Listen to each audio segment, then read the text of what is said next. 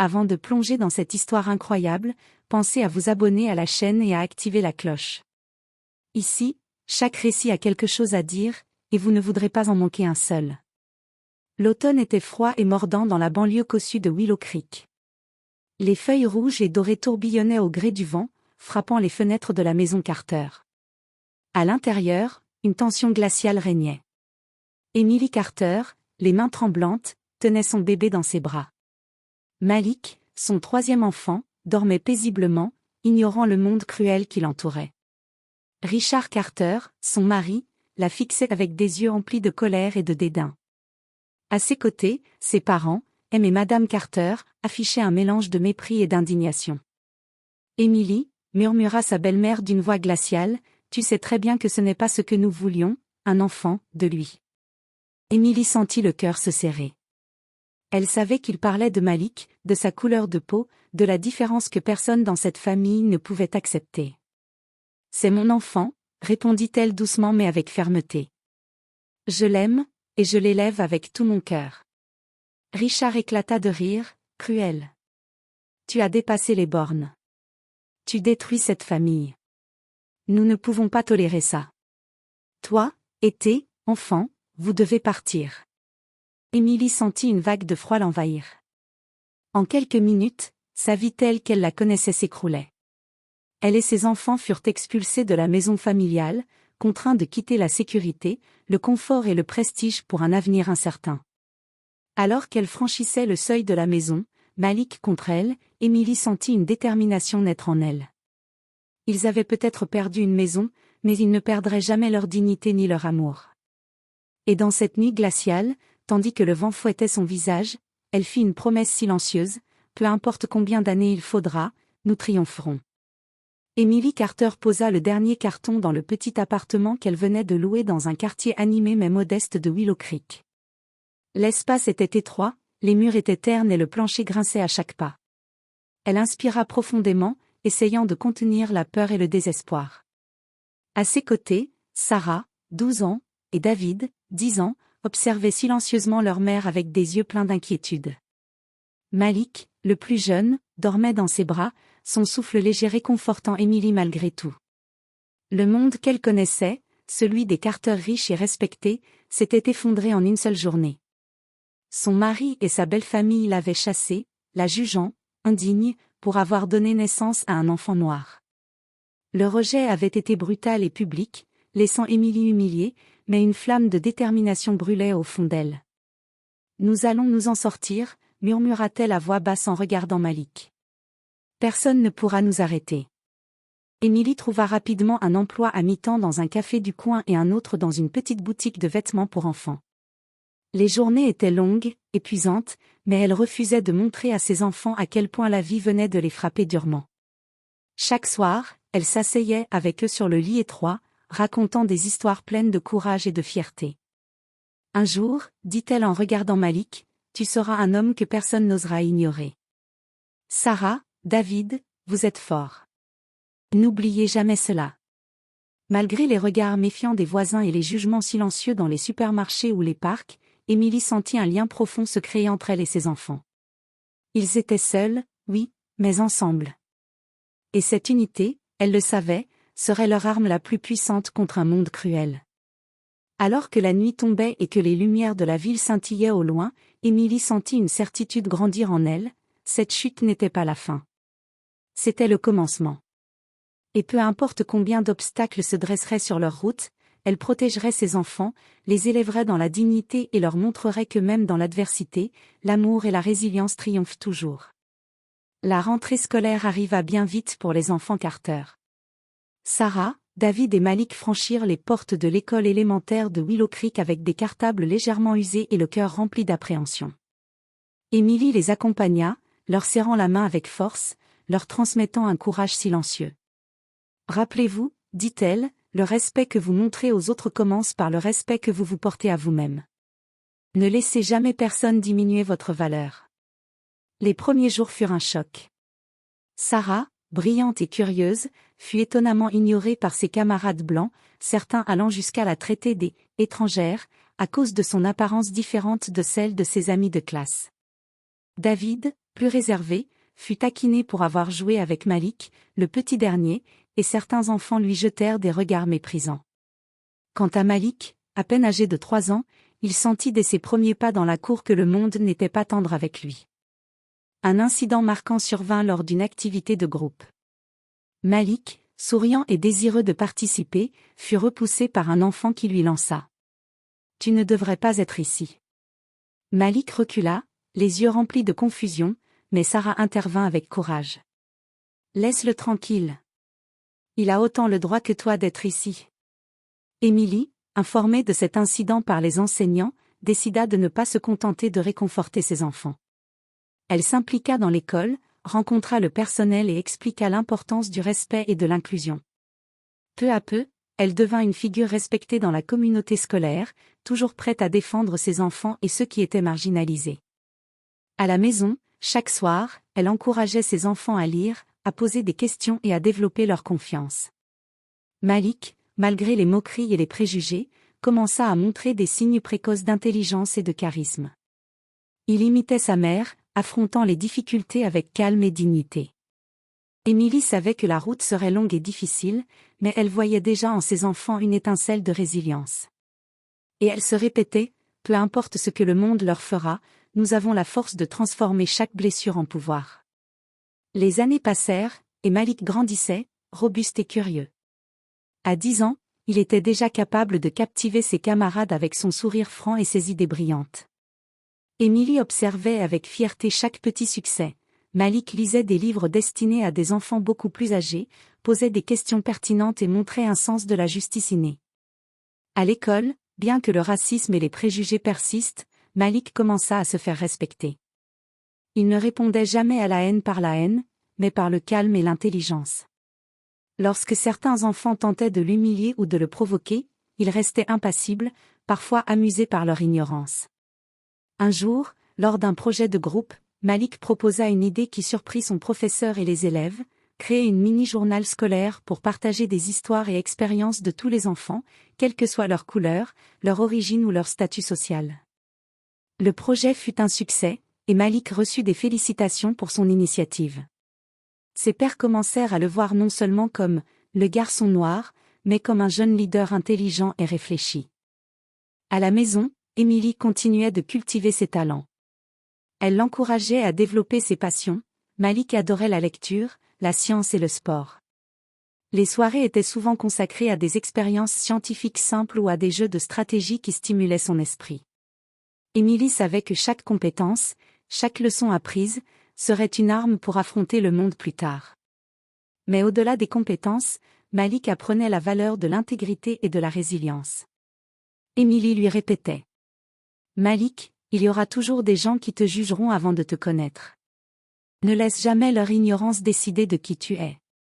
Malik, conscient du poids de l'histoire de sa famille, prit ces paroles à cœur. Il comprit que le rejet, la douleur et l'injustice qu'il avait vécue n'étaient pas une faiblesse, mais une force qui le préparerait à de grandes choses.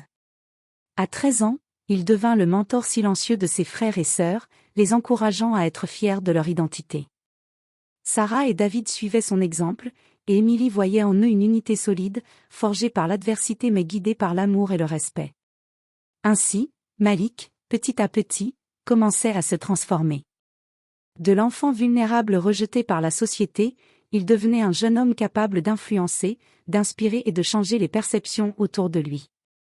La graine du futur succès familial était plantée. Malgré les journées interminables et les nuits courtes, Émilie refusa de céder au désespoir. Elle savait qu'elle devait créer une stabilité financière pour elle et ses enfants.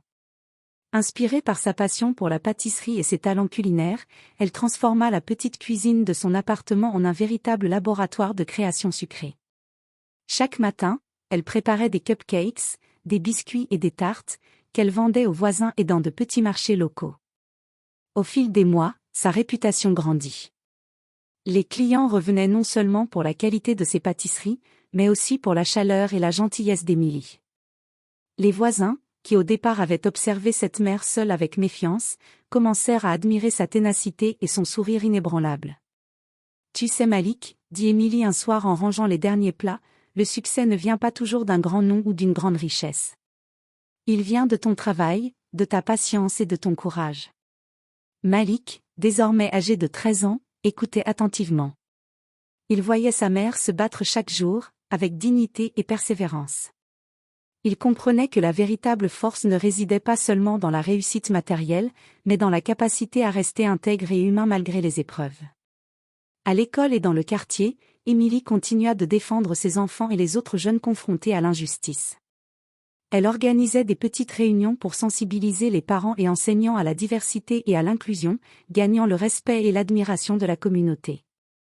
Les enfants, inspirés par son courage, commençaient eux aussi à se lever contre l'intimidation et l'injustice, montrant que la résilience pouvait se transmettre. Malgré les difficultés, Émilie trouva des moments de joie, les rires de ses enfants, le parfum des pâtisseries chaudes et la reconnaissance de ses voisins.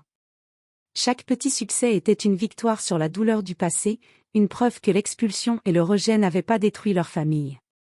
Et tandis qu'elle regardait Malik pratiquer ses projets scientifiques et Sarah rédiger des histoires pour le petit journal scolaire, Émilie sut que les graines de l'avenir étaient plantées. Un jour, ses enfants brilleront, non seulement par leur talent, mais par la force et la dignité que leur avait transmise cette mère courageuse. 13 ans s'étaient écoulés depuis l'expulsion brutale d'Émilie et de ses enfants. La vie avait changé pour tous. Émilie avait transformé son petit commerce de pâtisserie en une entreprise florissante avec plusieurs clients réguliers et un petit personnel. Malik, désormais adolescent, était connu dans le quartier pour son intelligence, son charisme et son leadership discret. Sarah et David excellaient à l'école et participaient activement à des projets communautaires. Un matin, alors qu'Émilie préparait des commandes pour le marché hebdomadaire, elle aperçut une silhouette familière dans la rue, Richard Carter. Il avait vieilli, les traits tirés par le stress et les échecs financiers. Son regard, lorsqu'il croisa celui d'Émilie, reflétait un mélange de surprise, d'incrédulité et de regret. « Émilie, murmura-t-il, sa voix tremblante. Je ne m'attendais pas. » Émilie, calme, posa une main sur l'épaule de Malik, qui se tenait juste derrière elle. Ses yeux brillaient d'intelligence et de force, et Richard sentit immédiatement qu'il n'avait plus le contrôle qu'il pensait avoir jadis. « Richard, » dit Émilie avec douceur mais fermeté, 13 ans se sont écoulés. Beaucoup de choses ont changé. Nous avons survécu, prospéré, et nous sommes heureux.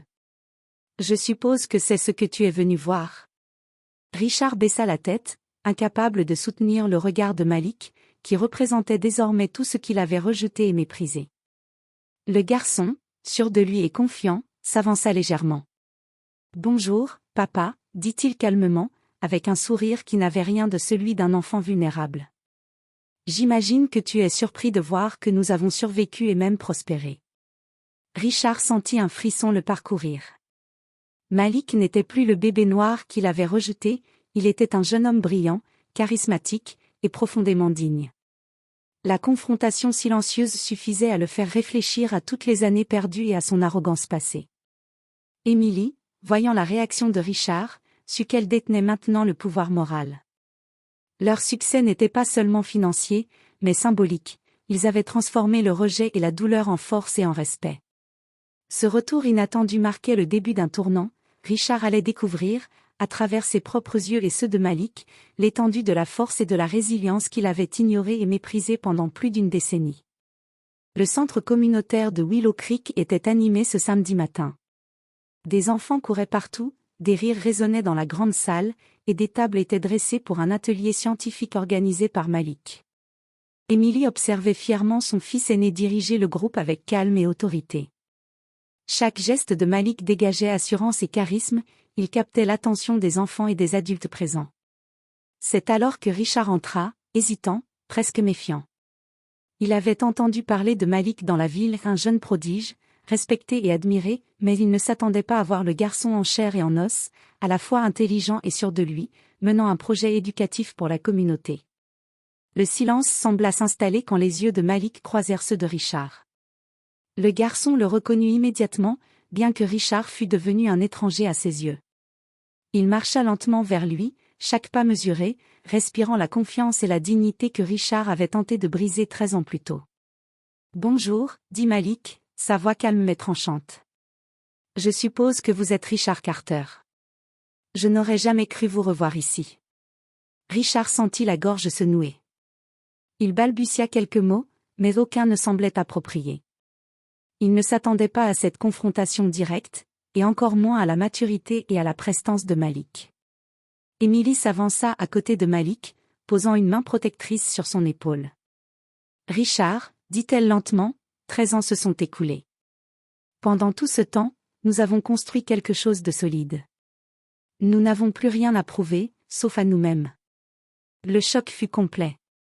Richard réalisa, d'un coup, que le rejet qu'il avait imposé ne les avait pas détruits, il les avait rendus plus forts. Malik, représentant de cette force, n'était pas seulement un enfant noir qu'il avait méprisé, mais un jeune homme accompli, respecté par sa communauté et profondément digne. « Émilie. » Malik, murmura Richard, incapable de soutenir le regard de son fils, « Je ne sais pas quoi dire. » Malik, imperturbable, répondit simplement. « Vous n'avez rien à dire. Ce que vous auriez dû faire, c'était nous respecter. Mais ce que vous voyez aujourd'hui, c'est ce que nous avons construit sans vous. » À cet instant, Richard comprit qu'il avait perdu bien plus qu'une maison ou une famille, il avait perdu 13 années d'influence et de respect. Et il allait devoir affronter, devant toute la communauté, la réussite et la dignité qu'il avait cru pouvoir briser. Quelques semaines après la rencontre au centre communautaire, Émilie et Malik décidèrent de démontrer subtilement à Richard et à la communauté ce qu'ils avaient accompli. Ils organisèrent un événement local pour les jeunes, mêlant ateliers éducatifs, expositions artistiques et présentation des réussites des enfants du quartier. Malik fut la figure centrale de l'événement, guidant les participants avec assurance et charisme. Richard, informé de la tenue de l'événement, décida d'y assister, curieux de voir jusqu'où la famille Carter avait pu aller. Mais il ne s'attendait pas à l'ampleur ni à l'organisation impeccable de la journée. Dès son arrivée, il fut frappé par l'admiration visible que les habitants portaient à Émilie et à Malik. Les voisins, les enseignants et même certains anciens camarades des enfants Carter saluaient Émilie avec respect et Malik avec enthousiasme. Chaque sourire, chaque accolade, chaque mot de reconnaissance semblait pointer directement vers Richard, lui rappelant les erreurs de son passé. Malik, avec un calme et une maturité impressionnantes, prit le micro pour présenter un projet scientifique qu'il avait développé pour améliorer l'éducation locale. Sa voix claire et son assurance captivaient toute l'assemblée. Richard, au fond de la salle, sentit la honte et la culpabilité l'envahir. Il comprit que les enfants qu'il avait rejetés, et surtout Malik, n'avaient pas seulement survécu, ils excellaient, et ce, grâce à la résilience et au courage d'Émilie. À la fin de la présentation, Émilie s'avança à son tour. Elle remercia la communauté pour son soutien et parla de l'importance de l'unité, de la persévérance et du respect mutuel. Chaque mot résonnait comme une leçon à Richard. Malgré tout ce qu'il avait tenté de briser, Émilie et ses enfants avaient transformé la douleur en réussite. Richard, figé au fond de la salle, ne pouvait plus nier la vérité. Le succès moral et social de sa famille était une revanche silencieuse, mais éclatante. Et il comprit que les années perdues et le rejet qu'il avait imposé étaient irréversibles. Émilie et Malik n'avaient pas seulement survécu à l'injustice, ils avaient créé un exemple de dignité et de réussite qui marquerait la communauté pour longtemps. Après l'événement communautaire, la réputation d'Émilie et de Malik ne fit que croître. Leur entreprise, leur engagement et l'influence positive qu'ils avaient sur le quartier devinrent la fierté de Willow Creek. Les médias locaux commencèrent à s'intéresser à leur parcours, soulignant la force d'une mère qui, malgré un rejet brutal, avait élevé 3 enfants avec dignité et succès. Richard, de son côté, était consumé par le regret et l'humiliation silencieuse. Il avait cru que le temps et la distance effaceraient l'impact de ses actions, mais au contraire, il était désormais confronté à une réalité qu'il ne pouvait ignorer, Émilie et ses enfants avaient prospéré sans lui. Un samedi matin, Émilie invita Richard à une visite officielle de l'entreprise familiale. Il arriva, incertain et méfiant, pensant sans doute voir une petite affaire modeste. À sa grande surprise, il découvrit une boutique moderne et prospère, avec plusieurs employés souriants et occupés, et une clientèle fidèle et enthousiaste. Malik, à ses côtés, le guida à travers les différents ateliers et démonstrations. Impressionnant, murmura Richard, incapable de cacher son étonnement. Merci, répondit Émilie avec un sourire calme, mais empreint de force. Tout cela, nous l'avons construit sans vous. Nous n'avons jamais eu besoin de votre soutien ni de votre approbation. Malik, avec la maturité d'un jeune adulte, ajouta. Ce que vous voyez ici n'est pas seulement une entreprise. C'est la preuve que la résilience, le travail acharné et l'amour sont plus puissants que la haine et le rejet. Richard sentit la honte le submerger. Il réalisa qu'Émilie et ses enfants n'avaient pas seulement survécu, ils avaient transformé l'adversité en puissance. Chaque sourire, chaque mot de gratitude de la part des employés et clients était un rappel silencieux de son échec moral. Émilie conclut la visite. Vous avez choisi le rejet, la peur et la haine. Nous avons choisi le courage, l'amour et la dignité. Aujourd'hui, le monde nous respecte, et vous seul restez prisonniers de vos erreurs. Richard quitta la boutique sans un mot, incapable de répondre à la force tranquille qui émanait de cette famille qu'il avait cru briser. La revanche n'avait pas été bruyante ni violente, mais elle était éclatante et irréversible. Émilie et Malik avaient transformé la douleur en triomphe, et Richard était désormais le témoin silencieux de sa propre humiliation morale. Les semaines qui suivirent la visite de Richard furent une période de réflexion pour toute la famille. Émilie et ses enfants continuaient à travailler et à s'investir dans la communauté, renforçant leur influence et leur réputation. Chaque projet, chaque succès, était une confirmation que la persévérance et la dignité triomphent toujours de l'injustice. Richard, quant à lui, vivait un conflit intérieur intense. Il voyait Émilie et Malik à la télévision locale, participant à des événements caritatifs et éducatifs. Il lisait des articles dans les journaux locaux louant leur courage et leur succès. À chaque fois, il ressentait une culpabilité croissante, les années perdues, les blessures qu'il avait infligées, et le temps qu'il avait refusé à ses enfants. Un soir, il décida de rendre visite à Émilie et Malik, non pas pour réclamer quoi que ce soit, mais pour tenter de comprendre. Il arriva devant leur maison, une demeure modeste mais chaleureuse, pleine de vie et de rires d'enfants. Émilie l'accueillit calmement, sans animosité. « Richard, dit-elle, je suppose que vous êtes venu chercher des réponses. »« murmura-t-il, incapable de formuler une phrase complète. « Je n'ai jamais compris, comment vous avez pu continuer, après tout ce que j'ai fait. » Malik, à ses côtés, intervint avec sagesse. « Papa, ce n'était pas notre devoir de continuer pour vous. Nous avons continué pour nous-mêmes. Pour notre dignité, pour notre avenir. La vraie leçon ici est simple, on ne peut pas détruire ce qui est construit sur l'amour, le courage et la persévérance. » Richard baissa la tête, profondément touché par la maturité et la sagesse de Malik. Il réalisa que la véritable victoire n'était pas dans l'argent, le pouvoir ou le contrôle, mais dans la capacité de surmonter l'injustice avec intégrité et force. Émilie posa une main sur l'épaule de Richard, mais sans faiblesse ni complaisance. « Richard, il est trop tard pour réparer le passé. Mais il n'est jamais trop tard pour apprendre. Peut-être qu'un jour, vous comprendrez la valeur de ce que nous avons construit. » Richard quitta la maison cette nuit-là, marqué par la leçon de vie la plus précieuse qu'il ait jamais reçue. La dignité et le succès d'Émilie et de ses enfants étaient un miroir de sa propre faillite morale, mais aussi une inspiration pour lui de changer, même tardivement, son regard sur le monde. 13 ans après l'expulsion qui avait bouleversé leur vie, Émilie et ses enfants se tenaient debout, fiers et accomplis. La petite entreprise de pâtisserie était devenue une société florissante, avec plusieurs succursales dans la ville. Malik, désormais adolescent brillant, continuait de développer ses talents et son charisme naturel, influençant positivement tous ceux qui le rencontraient. Sarah et David excellaient à l'école et participaient activement à des projets communautaires, inspirés par l'exemple de leur mère et de leurs frères. La communauté de Willow Creek les regardait non seulement avec respect, mais avec admiration. Leur parcours, marqué par la douleur et l'injustice, était devenu une source d'inspiration pour les familles locales. Émilie avait transformé la tragédie en triomphe, montrant à tous que la dignité et l'amour pouvaient surmonter n'importe quel obstacle.